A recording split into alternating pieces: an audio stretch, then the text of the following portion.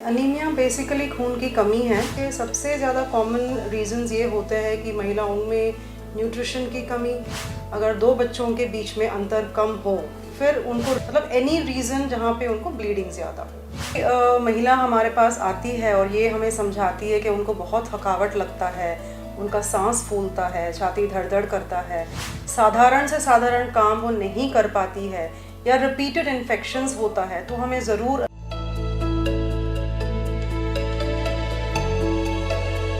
Anaemia in pregnancy बोलें या गर्भावस्था में होने वाली खून की कमी महिलाओं में, जिसके रहते रहते महिलाओं को बहुत सारी कॉम्प्लिकेशंस को फेस करना पड़ता है। हेलो एंड नमस्ते इंडिया, मैं शालिनी आपकी होस्ट और आपकी दोस्त आज इस कैनन हेल्थ टॉक शो में आपकी मुलाकात करा रही हूँ डॉक्टर अपर्णा के से, जो कि बहुत फेमस गायनेकोलॉजिस्ट है, बहुत एक्सपीरियंस, बहुत ही ज़्यादा एक्सपर्ट डॉक्टर हैं, जो महिलाओं की समस्याओं के बारे में हमें बताएंगी, एनीमिया इन प्रेगनेंसी के बारे में बताएंगी कि एनीमिया इन प्रेगनेंसी क्या होता है और उसके प्रमुख कारण क्या होते हैं। अनीमिया बेसिकली खून की कमी है जो ऑलमोस्ट 60% महिलाओं में पाया जाता है। एंड उसके सबसे ज़्यादा कॉमन रीज़न्स ये होते हैं कि महिलाओं में न्यूट्रिशन की कमी या फिर उनके मासिक स्राव ज़्यादा जाना बिफोर कंसेप्शन, मतलब प्रेगनेंसी होने के पहले ही अगर उनको खून की कमी है तो ये बहुत कॉमन कारण बन जाता है।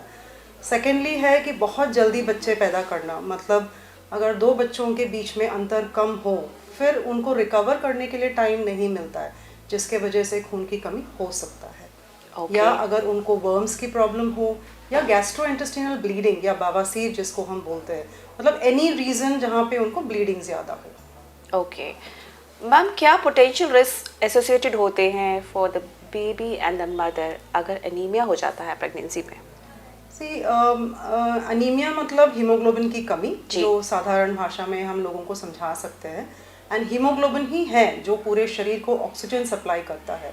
तो जाहिर सी बात है कि अगर मदर को अनीमिया है ड्यूरिंग प्रेगनेंसी, तो उनको बहुत सारे complications like prematurity, abortions, still births होना, या प्रेगनेंसी के बाद, डिलीवरी के बाद ब्लीडिंग बहुत ज़्यादा होना, इन्फेक्शंस होना, या उनको दूध प्रोड्यूस करने में मुश्किल होता है।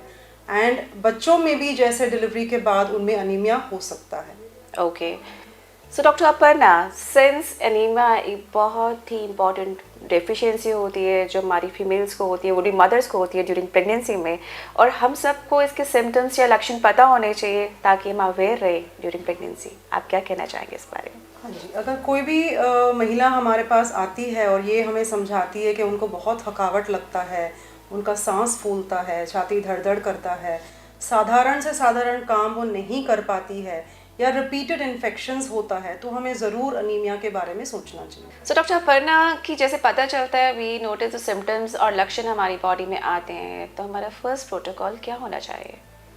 अनीमिया के बहुत सारे रीजंस होते हैं, लेकिन सबसे कॉमन कॉज होता है हीमोग्लोबिन की कमी, आयरन डेफिशिएंसी की वजह से जी। सो एक सिंपल सा डाइट जिसमें हम आयरन का रिच फूड को इंक्लूड कर सकते हैं along with lot of micro nutrients, तो ये बहुत ही आसान तरीका है अनीमिया को कॉम्बैट करने में। ओके, इसको डायग्नोस कैसे करते हैं? Are there any specific test या कोई स्क्रीनिंग होती है? देखिए, haemoglobin is a very important test and बहुत आसान तरीका है।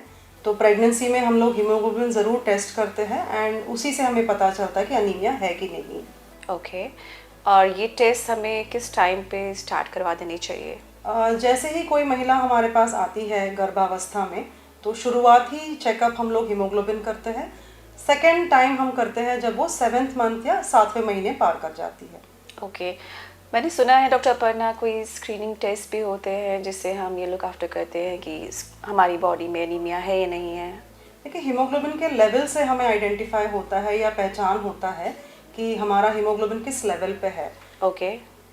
नॉर्मली अगर हीमोग्लोबिन 7 ग्राम से कम होता है तो सिवियर अनीमिया में आता है, जहाँ पे नॉर्मली हम लोग आयरन के बदले में ब्लड ट्रांसफ्यूजन एडवाइस करते हैं।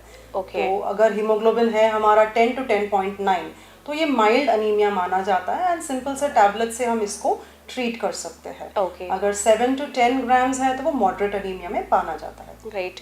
सो डॉक्टर पर्ना, जैसे आपने बताया कि बिलो 7 जाते ही इस कॉल कि हमें ट्रांसफ्यूजन के लिए भी जाना पड़ सकता है। सो मैं चाहती हूँ कि आज हम लाइव हैं और जनता हमें देख रही है, हमारी फीमेल्स हमें देख रही हैं, कि हम क्या कॉम्प्लिकेशंस फेस कर सकते हैं अगर हम ध्यान नहीं देते कि वी आर एनेमिक और हमारा जो है ब्लड जो हेमोग्लोबिन है बिलो 7 है, तो हमें क्या ध्यान रखना चाहिए, क्या कॉम्प्लिकेशंस हम आज फेस कर सकते हैं आगे? देखिए, अगर हमारा हीमोग्लोबिन 7 ग्राम से कम जाता है तो डेफिनेटली इंस्टीट्यूशनल डिलीवरीज को ही हमें ऑप्ट करना चाहिए। बेटर है कि हायर सेटअप्स में जहाँ ब्लड ट्रांसफ्यूजन की सुविधा हो वहाँ पे हमें डिलीवरी का ऑप्शन लेना चाहिए। ओके। तो हाउ डज प्रॉपर न्यूट्रिशन कैसे कंट्रीब्यूट करती है preventing anaemia in this pregnant women?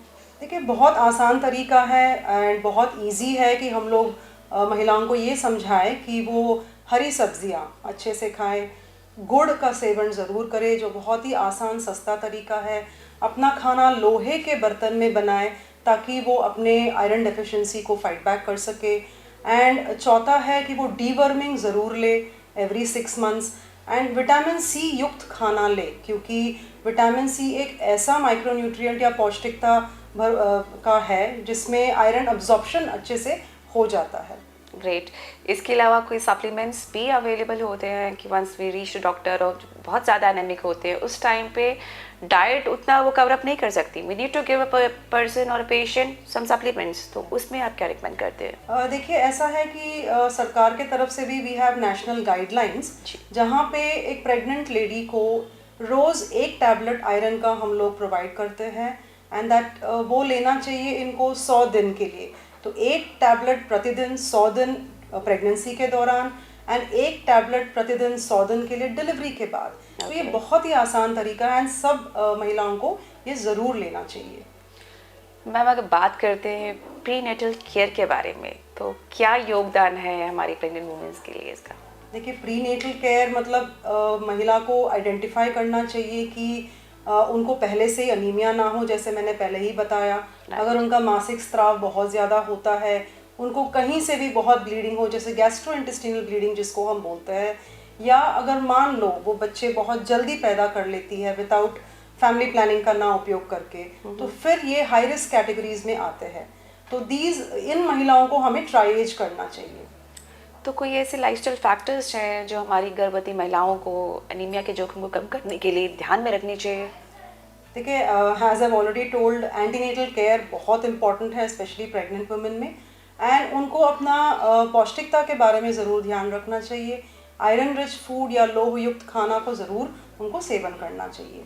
And आपने आई थिंक आयरन का सोर्स हमें बता ही दिया है कि हम लोहे की कढ़ाई में खाना बनाएं, पालक खाएं एंड आयरन रिच फूड्स को खाएं, right? I think this is the education कि हम आपको एजुकेट करना चाहते हैं हमारे माध्यम से कि आप एक हेल्दी बेबी, एक हेल्दी मदर के साथ रहें, एक हेल्दी बेबी को, एक हेल्दी एंजल को दुनिया में लेकर आए, taking care of all the deficiencies जो हम रिकवर कर सकते हैं अच्छे से। मैम ने आपको ये भी बताया है कि ड्यूरिंग एनीमिया आप क्या क्या चीज़ें खा सकते हैं। मैम ने बताया ईजीएस्ट सोर्सेज जैगरी या गुड़, स्पिनच इज देयर, आप जो है आयरन रिच फूड खाइए, vitamin C and rich food खाएं, और जितने भी सप्लीमेंट्स हैं डॉक्टर्स आपको प्रिस्क्राइब करते हैं वो लीजिए। रेगुलर चेकअप्स रखिए which is more important in pregnancy की। अपने डॉक्टर के कंसल्ट में रहिए, उनको हर चीज़ बताएं कि कब क्या चल रहा है आपकी बॉडी में, ताकि एक हेल्दी, एक स्वस्थ बच्चे को आप जन्म दे सके। Thank you doctor Aparna for giving useful information to the viewers, and thank you viewers for watching us. Keep smiling, stay connected with Canwin to stay healthy. Thank you.